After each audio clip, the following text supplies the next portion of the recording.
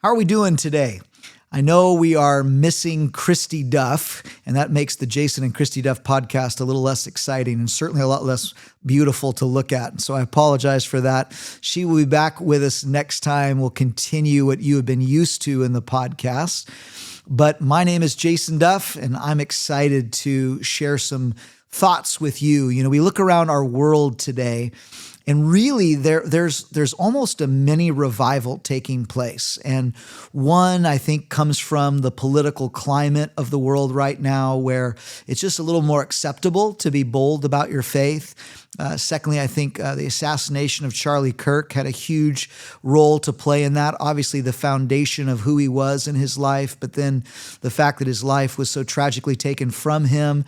There just seems to be an influx in people interested in Christianity, and Gen Z seems to be attracted to church more than any generation that's currently alive. There's more percentage-wise Gen Zers heading to church than my generation, Gen X, certainly more than the millennials, and even more, which surprised me to see the research, than the baby boomers. Gen Z is really hungry for the things of the Lord, and I'm so excited about that. I'm so excited to be ministering in this time. But I thought it'd be a good opportunity for us to take a few minutes or a few weeks while we don't have Christy with us to record today.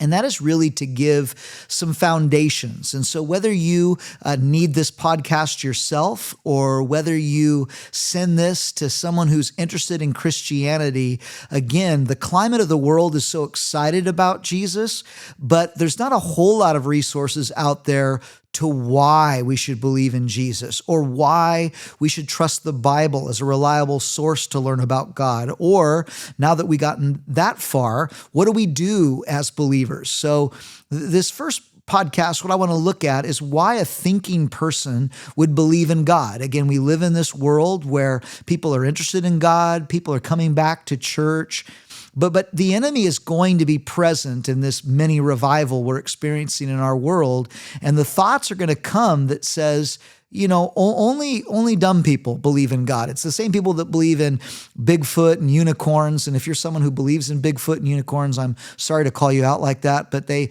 lump Bible believers and Christians in that same kind of group and think there's no really smart reason to believe in God. And that's just not so. And so I want to give you some reasons to why a thinking person would believe in God. And then again, if you need it yourself, I'm so glad. And if you want to send this to someone who you think could use it, it would be a blessing as well. But it's really important that we understand that it's possible that we are created by a God, because if you take away that possibility, then there's no end to the ridiculousness that we will believe. I want you to consider this quote from George Wald, who's a biochemist, an evolutionist, and an atheist from Harvard. And this gentleman is obviously far smarter than I would ever pretend to be. But I want you to listen to his quote that he says on the subject. He says, "One has only to contemplate the magnitude of this task to concede that spontaneous generation, in other words, life just happening by chance, that spontaneous generation of an organism is impossible." That's what he said, not me, is impossible. Yet we are here as the result of spontaneous generation. When it comes to the origin of life, there's only two possibilities: creation or spontaneous generation. There's no third way. And then he says this: spontaneous generation was disproved 100 years ago, but that leads to the only other conclusion, that of supernatural creation. We cannot accept that on philosophical grounds. Therefore, he says, we choose to believe the impossible, that life arose by chance. Again, here is this scientist, this biochemist from Harvard, far more intelligent than this pastor would ever pretend to be. And yet he's telling you that I choose to believe the impossible because I will not believe in God. You see, if we take away where the Bible starts us, Genesis 1:1 says, "In the beginning, God created the heavens and the earth." If we take away that premise as a possibility, there is no end to what we will believe. So why would you, as someone who is getting interested in Christianity, or maybe you've believed in God for a long time and just need a refresher course on this, why is it rational for you as a thinking person? You don't believe in too many conspiracy theories. You're not a big believer in Bigfoot or unicorns, but you want to believe in God. Why would a rational person believe in God? And I want to give you some signs of God's existence and some reasons to believe in him. And number one, man, write it down, think it through, pray it in, get it in your heart and mind, is the sign of design. You know, scientists get all excited when they go into a cave and they see these ancient tools that are there, because it shows them that clearly someone intelligent designed these tools. Someone with a higher form of consciousness was there in that cave at one time. Design shows the evidence of a designer. You know, think about it this way. We all know Mount Rushmore, that amazing, monument to presidents of the United States there in the hills of South Dakota. What if I told you that no one ever designed that no one ever, chipped that out of the mountainside, that what happened is that rain and an erosion over millions of years eventually shaped that mountain into, this picture of our founding fathers. Well, all of you would know that's ridiculous. And yet, what we're told to believe with the theory of evolution is over time, chances didn't just form a mountain that looks like four, leaders of our country, that those people were actually formed by chance and random design as well. And again, design is not my own. I didn't come up with this on my own. The design argument originally was formulated by an Anglican clergyman by the name of William Paley. And it was called, the watch argument, the watchmaker. He said this: a watch must have a maker. There must have existed at some time and at some place one who formed it for the purpose which is actually to answer, who comprehended its construction and designed its use. This is William Paley from The Evidence of the Existence of Deity. And so again, against this watchmaker argument, evolutionists admit there's great examples of design in our universe. Isaac Asimov, he wrote this: in man, there's a 3-pound brain, which as far as we know, is the most complex and orderly arrangement of matter in the universe. It's much more complex than the most complicated computer ever built. He wrote that in his book, In the Game of Energy and Thermodynamics, You Can't Break Even. It sounds like a good book if you're looking for some wintertime reading. But I have a question, Isaac. If the human brain is far more complex than any computer our human brain designed, doesn't it make sense that maybe the complex brain of ours was designed by someone greater than ourselves?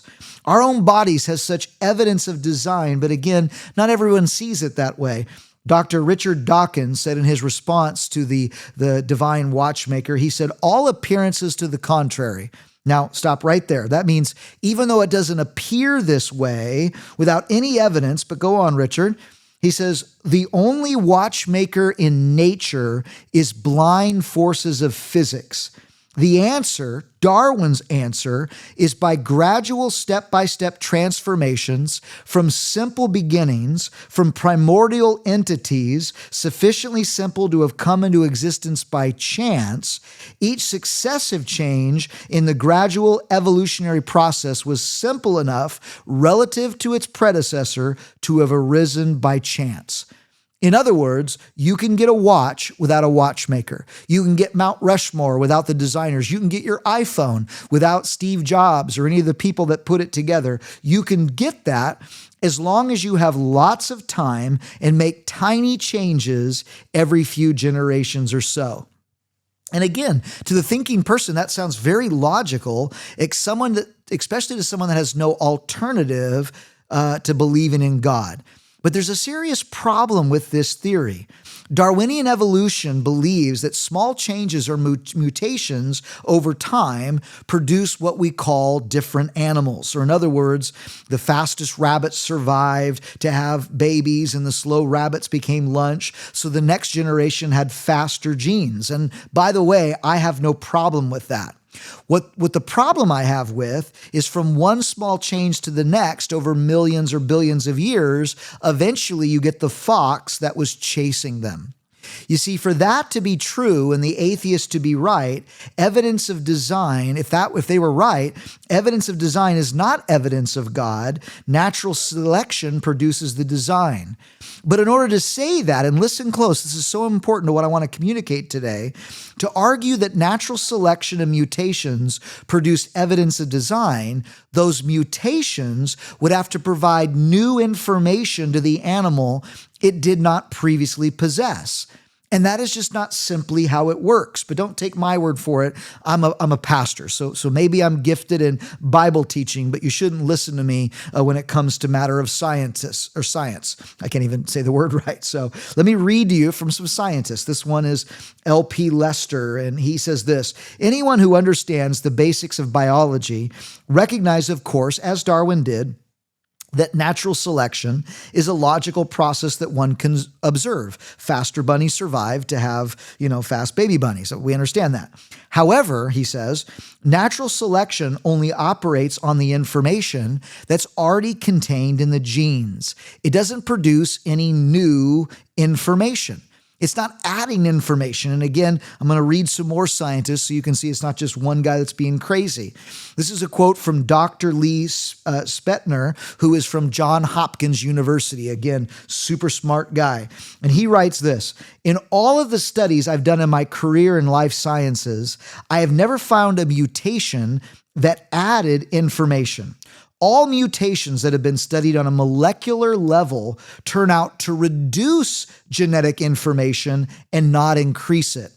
The essential biological difference between a human and a bacterium is the information they contain. The human genome has much more information than does the bacterial genome. Information cannot be built up by mutations that all lose information. That is like saying a business can make money losing it a little at a time. I know that's the way the American government operates, but that's not the way that science works. You can't have a mutation that takes away genetic mutations or genetic information and then have it add to the complexity of the organism. Again, one more quote. Again, this is from Dr. Werner Gitt, who's the professor of German Federal Institute of Physics and Technology. Again, just super smart. He says this: can new information originate through mutations? That's the basics of this point. Although the idea is central in the representations of evolution, mutations can only cause changes in existing information. There can be no increase in the information. And in a general sense, the results are injurious, not helpful. New blueprints for new functions or new organs cannot arise from mutations. Mutations cannot be the source of new information. In other words, if mutations, again, small changes over long periods of time, which is the basic for Dr. Richard Dawkins saying that what looks like design, it looks like, someone thought through and made these animals more complex, just like someone had to design a watch or an iPhone or Mount Rushmore. Really, there's nothing happening here. It's just small changes adding a little information over time. It does sound very plausible until you realize that those changes don't add any genetic information, so they can't be the source of new information.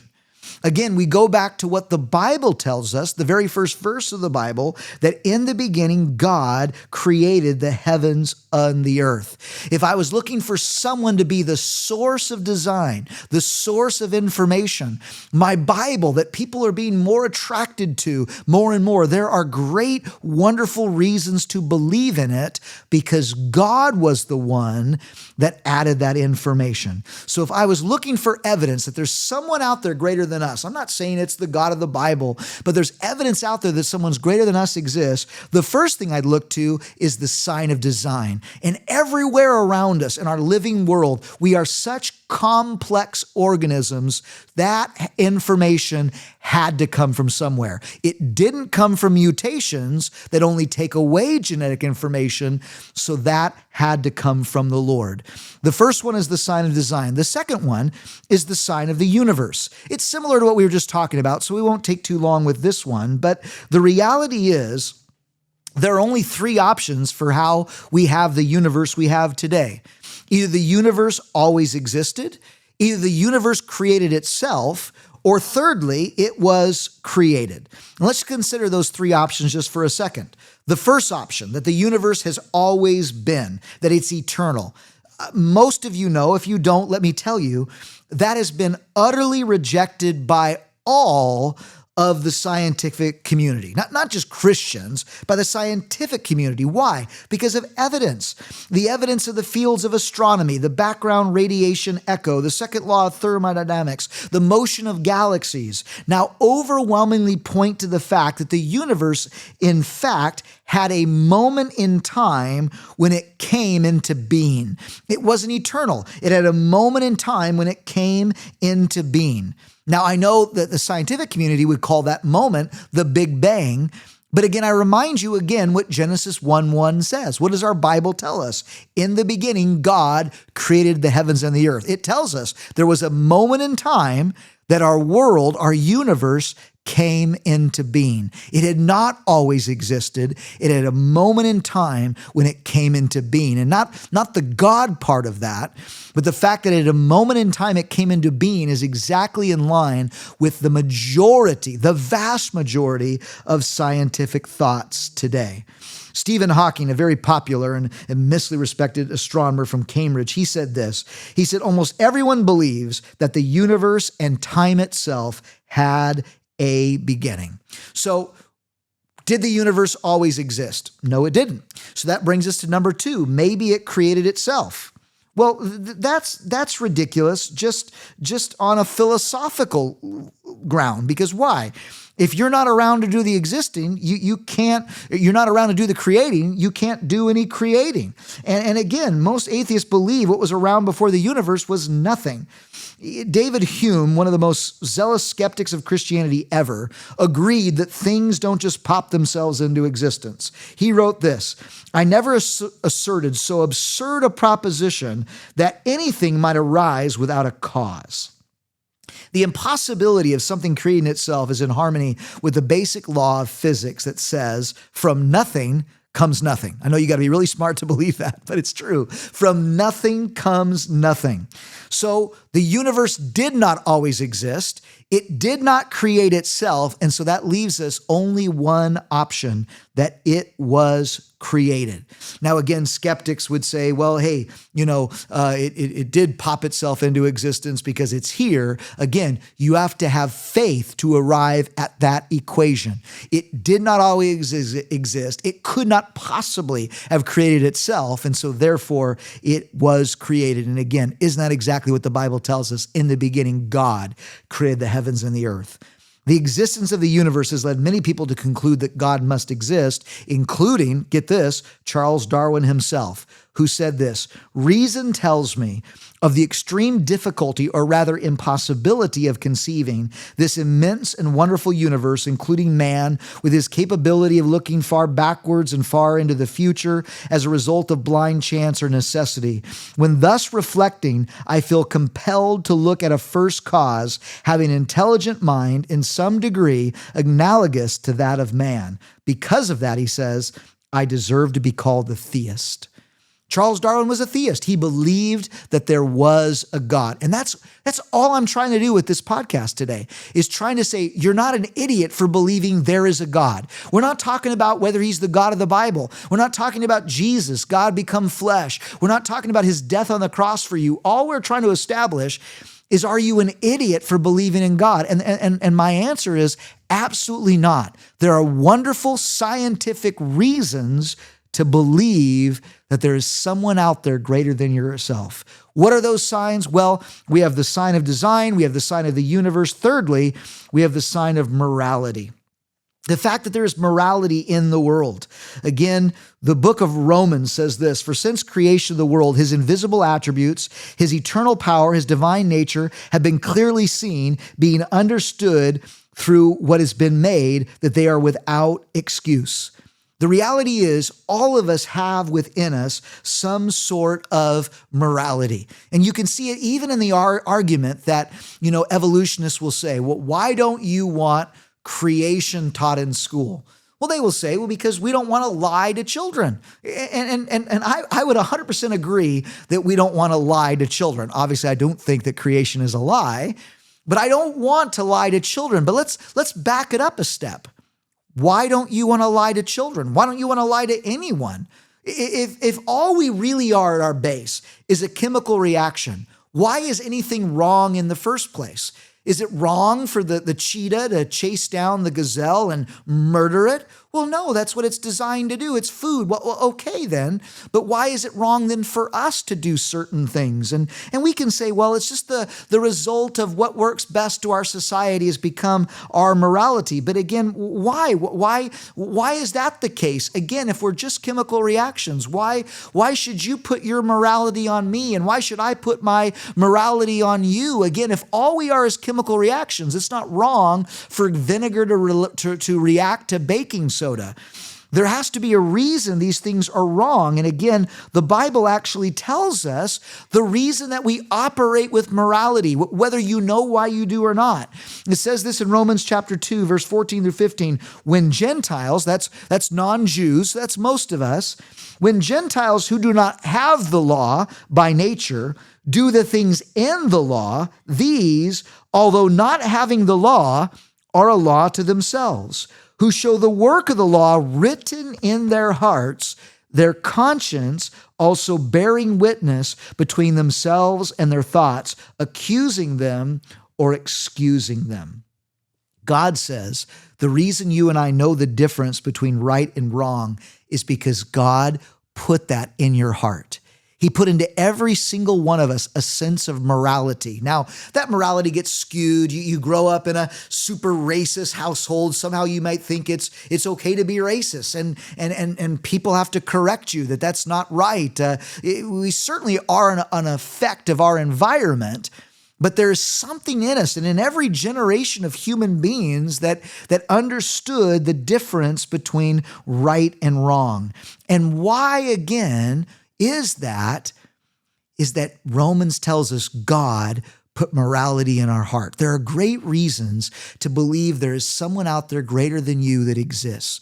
We see the evidence of design all around us. We see the fact the universe is here. It did not always exist. It did not create itself. Therefore, the only other option logically is it was created. And then there's morality. There's something in your heart that knows right or wrong. Why? Because God from within you is trying to speak to you. Again, to get a little religious and a little philosophical right now, he's speaking within you saying, you're not okay. You need a savior. You need Jesus Christ. That's not where we're at in this intellectual, discussion right now, but that's the purpose of putting morality in your heart, to show you your need for Jesus.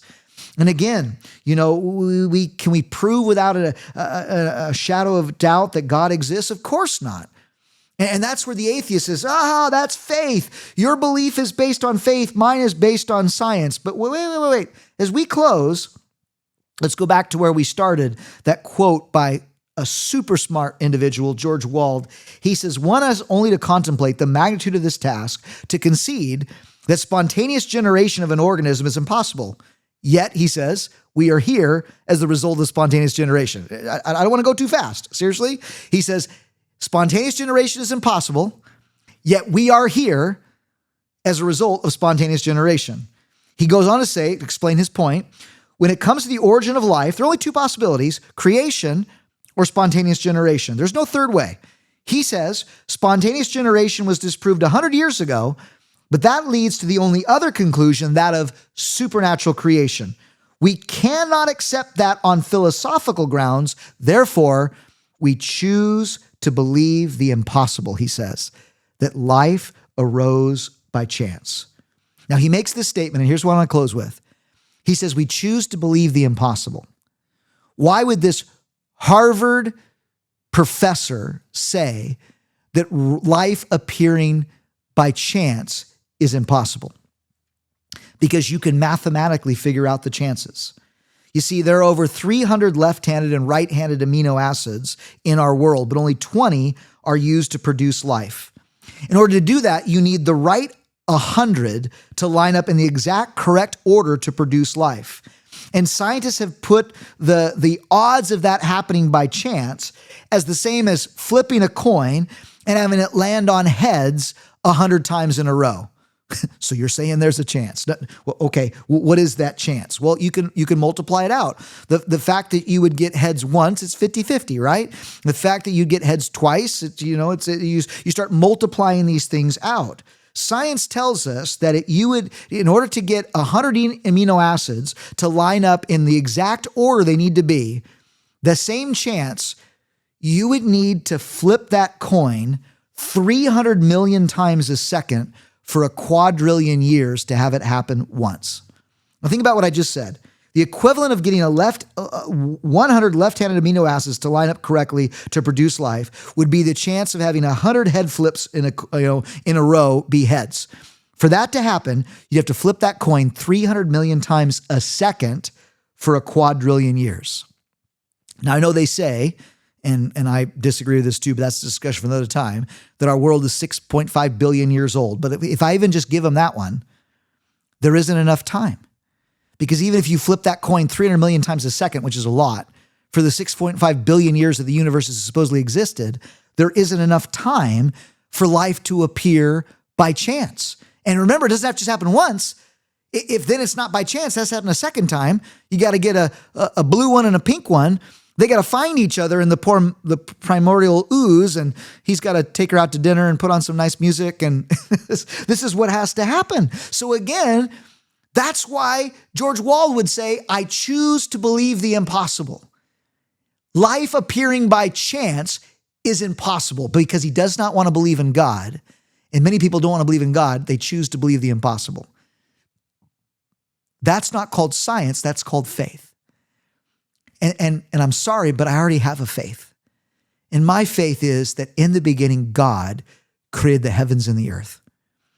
You see, you're not an idiot to believe in God. There are wonderful, rational reasons to believe in God.